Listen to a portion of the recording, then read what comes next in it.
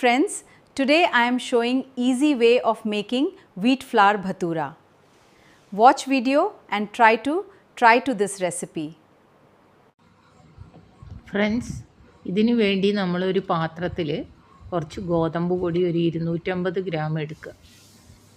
അതിന് ചേർക്കാനായി കുറച്ച് ഉപ്പ്, കുറച്ച് ബേക്കിംഗ് പൗഡർ, പിന്നെ റവ എടുക്കുക ഒരു 2 ടേബിൾ സ്പൂൺ, ഒരു 2 ടേബിൾ സ്പൂൺ തൈര്, പിന്നെ ഒരു 3 table spoon oil, sunflower oil എടുത്താൽ മതി. എന്നിട്ട് ഈ റവയുടെ മിക്സ് എല്ലാം അതിലിട്ട് തൈര് ഒഴിച്ച് ആദ്യം നമ്മളൊന്ന് ഇളക്കുക. ഇളക്കി ഒന്ന് കലർത്ത് ഉപ്പൊക്കെ എല്ലാ ഭാഗത്തും ബേക്കിംഗ് പൗഡറാണ് കേട്ടോ എടുക്കേണ്ടത്, ഒന്ന് പൊള്ളയ്ക്കാൻ വേണ്ടിയിട്ട്. അങ്ങനെ കലർത്തുക.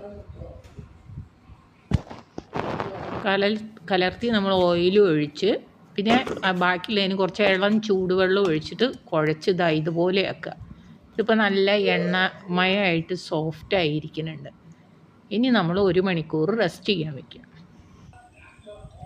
അപ്പോൾ അത് എടുക്കുമ്പോഴേക്ക് മാവ് ഇങ്ങനെ സോഫ്റ്റായിട്ടുണ്ടാവും. എന്നിട്ട് നമ്മൾ ഒന്നും കൂടി നന്നായി കുഴയ്ക്കുക. കുഴച്ചെടുത്ത് ഇപ്പോൾ കണ്ടോ മാവ് നല്ലതാണ്. ഇങ്ങനെ ഉരുട്ടി വെച്ചാൽ പൗഡർ കൂട്ടാണ്ട് അങ്ങനെ പരത്തി ഓരോന്നായി എടുക്കുക. ഇപ്പോൾ 250 ഗ്രാമിൽ ഞാൻ 9 എണ്ണമാണ് ഉണ്ടാക്കി വെച്ചത്. ഒരു ചീനച്ചട്ടിയിൽ എണ്ണ ചൂടാൻ വയ്ക്കുക. അത് സൺഫ്ലവർ ഓയിൽ തന്നെ ഇട്ട്, വെളിച്ചെണ്ണ ആണെങ്കിൽ അധികം എണ്ണ കുടിക്കും. എണ്ണയിലിട്ട് ഇടുമ്പോൾ നോക്കൂ, പപ്പടം പൊള്ളയ്ക്കണ പോലെ പൊള്ളച്ച് വരുന്നുണ്ട്.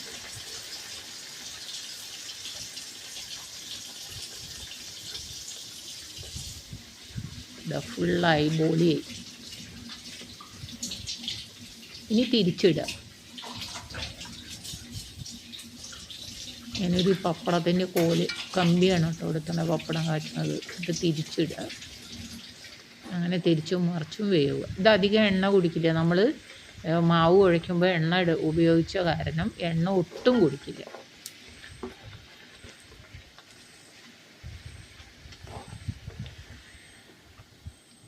അങ്ങനെ എണ്ണ ഊറ്റി ഒരു പാത്രത്തിലേക്ക് ഇടുക.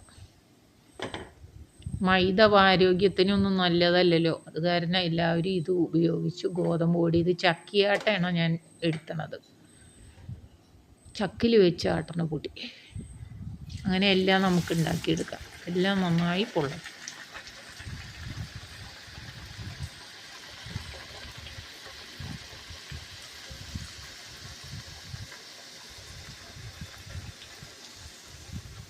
പൂരിയൊക്കെ ഉണ്ടാകുമ്പോൾ നിറയെ എണ്ണ കുടിക്കും.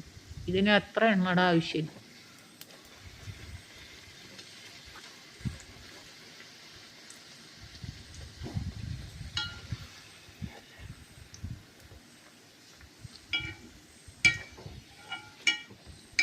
ഒന്നോ രണ്ടോ തിന്നാൽ വയറും നിറയില്ലോ. പൂരിയാണെങ്കിൽ ഒരു 5 എണ്ണമെങ്കിലും മിനിമം തിന്നണ്ടേ. എണ്ണയാണെങ്കിൽ എത്ര അധികം അകത്ത് ചെല്ലും നമ്മുടെ.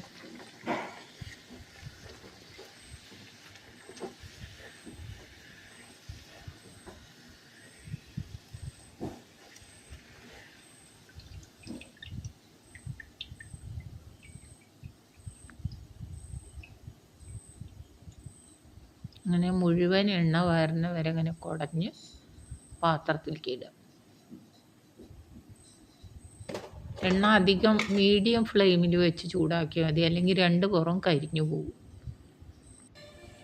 അങ്ങനെ എല്ലാം ഉണ്ടാക്കിയെടുത്ത് ഞാനൊരു പ്ലേറ്റിലേക്ക് സെർവ് ചെയ്തിട്ടുണ്ട്. ഇനി നമുക്ക് പൊട്ടിച്ച് നോക്കാം.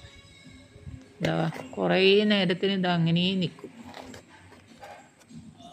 ഒരു ദിവസം വരെ ഈ പൊള്ള അങ്ങനെ ഉണ്ടാവും.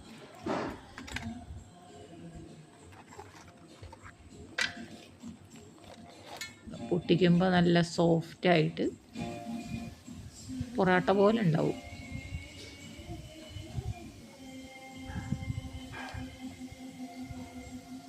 ഈ മസാല ഇതിനൊരു മാച്ചായ ഒരു മസാലക്കറി ഉണ്ടാക്കും. കടലയോ ഉരുളൻകിഴങ്ങ് പൊട്ടറ്റോ വെച്ചിട്ട് ഉള്ളിൽ നോക്കി നോക്ക്, നല്ല ഇതായി സോഫ്റ്റായ ടേസ്റ്റ്. ഇനി രാവിലെയൊക്കെ ഉണ്ടാക്കാൻ പണിയാണെങ്കിൽ വൈകുന്നേരം രാത്രി ഡിന്നറിന് വേണ്ടി ട്രൈ ചെയ്യൂ. എന്നിട്ട് ഉണ്ടാക്കി നോക്കി നിങ്ങൾ കമൻറ്റ്